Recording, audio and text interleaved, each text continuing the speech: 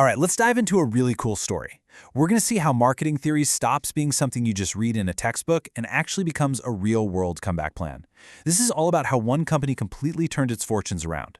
I mean, just look at this chart. How does a company's performance do this? It's what people call a bathtub curve. You see them start out okay, then, whoosh, they hit this deep valley around period 4, and then they just skyrocket back up. The story we're following is about the company in dark blue, Empresa L, and we're going to break down exactly how they pulled off this incredible turnaround. Now, all of this unfolds inside something called the Mark Strat simulation. And don't just think of it as some computer game. It's more like a flight simulator for CEOs.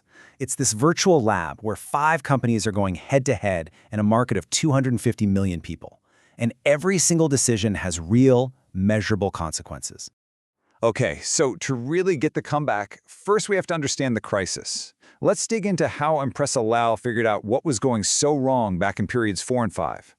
So try to put yourself in their shoes for a second. Your sales are falling off a cliff, your market share is shrinking. You know things are bad, but where do you even start looking for the real problem?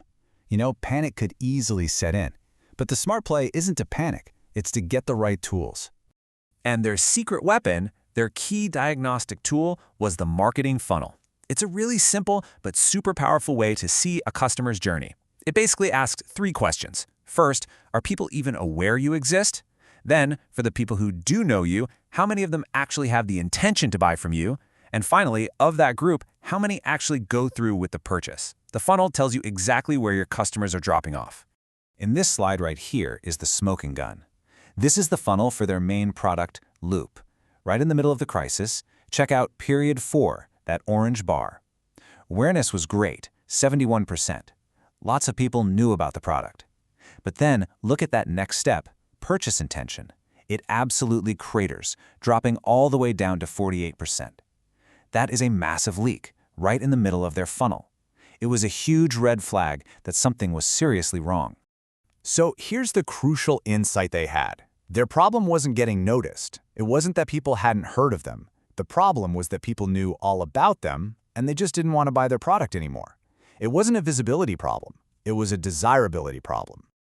So, with that diagnosis locked in, Empresa L found itself at a huge fork in the road. They knew what was wrong, but now they had to figure out, okay, what's next? And they were facing a classic business dilemma, one that every company hits eventually. Do you exploit or do you explore? Do you double down and exploit what you already have? Try to squeeze more juice from your existing products in a mature market? In this world, that market was for products called sonites. Or do you explore something totally new? Take a big, high-risk but high-potential bet on an emerging market for vodites. And this chart really shows you why that decision was so urgent. Take a look at their product lineup. That purple line, that's their old legacy brand, LOV. And you can see it's in terminal decline. Sticking with it was basically a dead end. But at the exact same time, look at that green line just starting to emerge. That's a new brand, Lamarck, in a brand new market just starting its climb. The path forward was getting pretty clear. So they made their choice, explore. Now let's get into the good stuff. How did they actually execute this massive strategic shift? Well, it all started with data. They dove deep into market research to really get who their customers were. This chart just shows how different customer groups can be. You've got the explorers in blue, they want high performance and could not care less about price. Then you've got the savers in red. They're the complete opposite. All they care about is a low price. You just can't sell to these 2 groups in the same way. And understanding that allowed them to pull out the classic marketer's playbook, STP. It's super simple, but so powerful. First, they use the data to segment the market into those distinct groups, like explorers and savers. Second, they made a strategic call to target the most promising group for their new product. And third, they worked to position that product so it had a really clear, unique identity for that specific audience. Now, executing that strategy meant making some really tough calls. This chart says it all. Look at the purple line, the old brand Love. After period 7, they just pull the plug. They stop funding it, so awareness just plummets. So where did all that money go? Right into the green line, Lamarck, which just rockets up from 0 to over 70% awareness. They had to kill a dying brand to feed a rising star. So they figured out the problem, they chose a bold new direction, and they moved their resources to make it happen. So, did the big bet pay off? Let's check out the comeback in the numbers. Oh yeah, it paid off big time. This chart shows the company's total revenue. Up until period 5, it's all coming from the blue bars, that old flat centite market.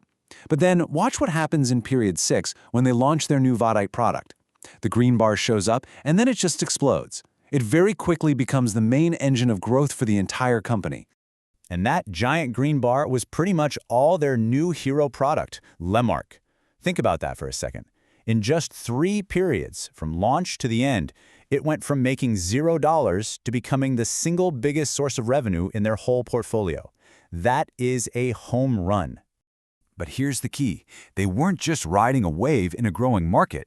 They were actively winning. Check out their market share. That's the dark blue line. You can see the dip back in period 4, but then look at that steady climb back up. They started taking bigger and bigger slices of the pie away from their competitors. And all of this, the diagnosis, the strategy, the execution, it all leads up to the final scoreboard, the financials. The blue bars are revenue, the orange line is profit. You can see things were flat, even dipping around period 4 and 5. But after they made their move, both revenue and profitability just take off in that classic hockey stick growth that every company dreams about. It's just an incredible turnaround story. So what are the big lessons here? What can we take away from Impressa L's time in this marketing lab? Well, first, use data to actually diagnose the root cause of a problem. Don't just use it to measure things. Second, real strategy is often about what you choose not to do.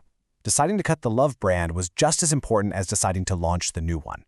Third, you've got to find that perfect balance between exploiting what's working now and exploring what might work in the future. And finally, timing is everything. Their decision to pivot right when that new market was taking off was just perfect. Ultimately, it all came down to being focused. As the original analysis says, targeting without clear positioning is just confusion. They knew exactly who they were going after and exactly what they wanted to mean to that audience. Everything else just fell in line behind that vision. And that really just leaves us with one last question to chew on. When you look at your own world, your job, your business, your career, which phase are you in? Is it time to double down and optimize what you already have? Or is it time to take a leap and explore what's next?